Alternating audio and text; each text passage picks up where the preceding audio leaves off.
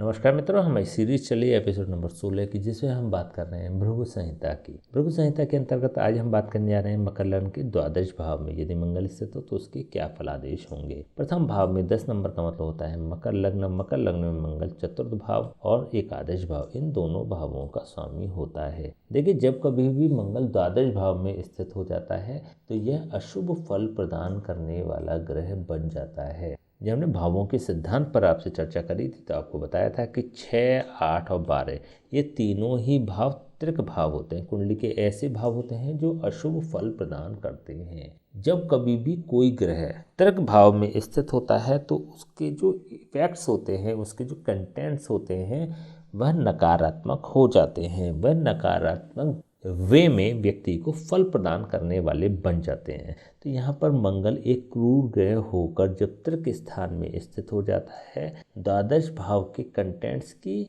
हानि करने वाला बन जाता है, वहाँ पर पीड़ा पहुँचाने वाला बन जाता है। देखिए, एक द्वादश भाव होता है शय्या सुख का कारक भाव, नींद का कारक भाव, विदेश यात्रा का कारक भाव, व्यय का कारक भाव। तो यहाँ पर जब मंगल स्थित हो जाता है तो इन सभी में व्यक्ति को इफेक्ट्स प्रदान करने वाला हो जाता है। विदेश यात्रा के योग नहीं मनाता है, नींद व्यक्ति को नहीं आती, या देर से सोने की आदत होती है, या उसकी जो लाइफ होती है वो रेस्टलेस लाइफ होती है, रेस्ट नहीं मिल पाता है इस लोगों को। द्वादश भाव में स्थित मंगल मांगलिक योग भी बना देने वाला होता है। इट मीन्स कि आपके वैवाहिक जीवन को भी इफेक्ट्स प्रदान करने वाला होता है। कैसे करेगा, इसके बारे में हम आगे जानेंगे। यदि हम इसे चतुर्थ भाव के सापेक्ष देखते हैं तो चतुर्थ भाव का स्वामी अपने स्थान से नवम स्थान पर स्थित हो रहा है, अपने स्थान से भाग्य भाव में स्थित हो रहा है। यहाँ पर चतुर्थ भाव होता है सांसारिक भोगों की उपलब्धता का कारक भाव, वाहन, भूमि और भवन का कारक भाव होता है चतुर्थ भाव। चतुर्थ भाव का स्वामी जब द्वादश भाव में स्थित हो जाता है तो वाहन, भूमि और भवन का व्यय कराने वाला हो जाएगा, हानि प्रदान करने वाला हो जाएगा। तो यहाँ पर व्यक्ति को बहुत अधिक संघर्ष करना पड़ता है सांसारिक भोगों की उपलब्धता को प्राप्त करने के लिए, विशेष रूप से। इसके अलावा चतुर्थ भाव होता है सांसारिक भोगों की उपलब्धता प्राप्त करने का कारक भाव, और द्वादश भाव होता है सांसारिक भोगों को भोगने का कारक भाव। तो यहाँ पर व्यक्ति चतुर्थ भाव का सुख भी भोग लेता है। ऐसा व्यक्ति भोगी प्रवृत्ति का भी होता है, व्यक्ति को भोग करने की सामर्थ्य होती है, भोग करने की इच्छा होती है, भोग करने का उसका व्यक्तित्व भी होता है। इट मीन्स कि व्यक्ति को सेविंग की समस्या होती है। व्यक्ति अपनी पूंजी का, अपने कमाई का मैक्सिमम भाग व्यय कर देता है, खर्च कर देता है। यदि हम इसको एकादश भाव के सापेक्ष देखते हैं तो एकादश भाव का स्वामी अपने स्थान से द्वितीय भाव पर स्थित है। पहले बात कर चुके हैं कि जब कभी भी किसी भाव का स्वामी यदि अपने स्थान से द्वितीय स्थान पर स्थित हो जाता है तो उसकी वृद्धि करने वाला बन जाता है, लाभ की वृद्धि करने वाला बन जाता है, इच्छाओं की वृद्धि करने वाला बन जाता है। क्योंकि 11th हाउस जो होता है वो एकादश भाव लाभ का भी भाव होता है और इच्छा पूर्ति का भी कारक भाव होता है। तो यहाँ पर व्यक्ति लाभान्वित भी होता है, अपनी इच्छाओं को पूर्ण करने वाला भी होता है और लाभ का व्यय करने वाला भी होता है। जैसे अभी हमने बात करी कि अपनी पूंजी का, अपनी सेविंग का, अपने प्रॉफिटेबिलिटी का मैक्सिमम पार्ट ऐसा व्यक्ति खर्च कर देने वाला होता है। यहाँ पर देखिए, मंगल अपने मित्र गुरु की राशि में भी स्थित है, तो द्वादश भाव के प्रभाव को ये बढ़ा देने वाला होगा, खर्चों को अत्यधिक बढ़ा देने वाला होगा, व्यय को बढ़ा देने वाला होगा।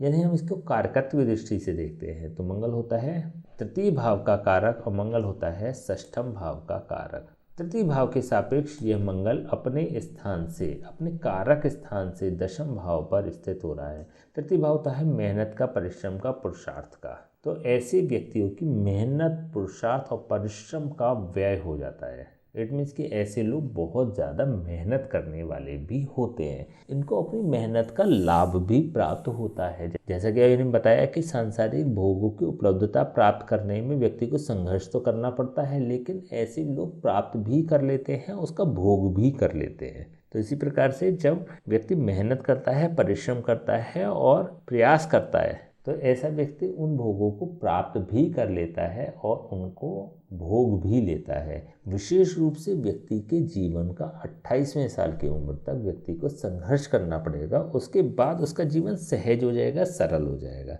यदि हम छठे भाव के सापेक्ष देखते हैं तो छठे भाव का कारक अपने स्थान से सप्तम भाव और कुंडली के द्वादश भाव में स्थित है। जैसा कि अभी हमने बात करी थी कि 3, 6 और 11 ये तीनों ही भाव त्रिक भाव होते हैं, और जब कभी भी त्रिक भाव का स्वामी त्रिक भाव में ही स्थित हो जाता है तो ये विपरीत राजयोग का निर्माण करने वाला बन जाता है। ये बात हम कर चुके हैं लघु पारश्री के बारे में, जो हमने आपसे बात करी थी। लेकिन यहाँ पर छठे भाव का कारक षष्ठम भाव का कारक त्रिक स्थान में स्थित हो रहा है, द्वादश भाव में स्थित हो रहा है। तो यह विपरीत राजयोग तो नहीं स्पेशली, लेकिन विपरीत राजयोग जैसे फल अवश्य प्रदान कर देने वाला होगा। तो छठे भाव के सापेक्ष भी ऐसे व्यक्तियों को लाभ प्राप्त होता है।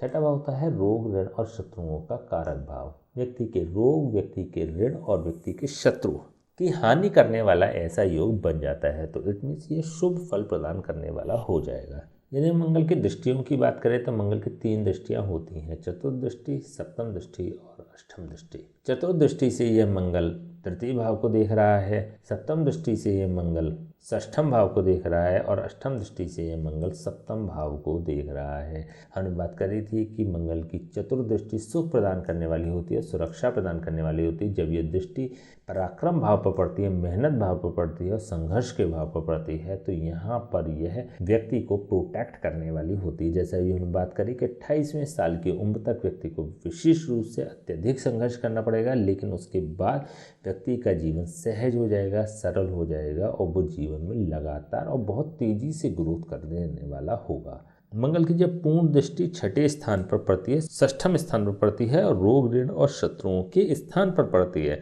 तो यहाँ पर रोग, ऋण और शत्रुओं से व्यक्ति को सुरक्षा प्रदान करने वाला ऐसा मंगल बन जाता है, क्योंकि यह दृष्टि अपने कारक भाव में ही दे रहा है। तो व्यक्ति के रोग, व्यक्ति के ऋण और व्यक्ति के शत्रु उस पर हावी नहीं हो पाएंगे। जब मंगल की पूर्ण दृष्टि और अष्टम दृष्टि सप्तम भाव पर पड़ती है तो जैसा कि हम पहले भी बात कर चुके हैं कि मंगल की अष्टम दृष्टि विध्वंसकारी दृष्टि होती है। जब ये सप्तम भाव पर पड़ती है तो सप्तम भाव को विशेष रूप से हानि पहुंचाने वाली होगी, क्योंकि यहाँ पर इसकी जो ये दृष्टि पड़ रही है वो नीचत्व की दृष्टि भी पड़ रही है।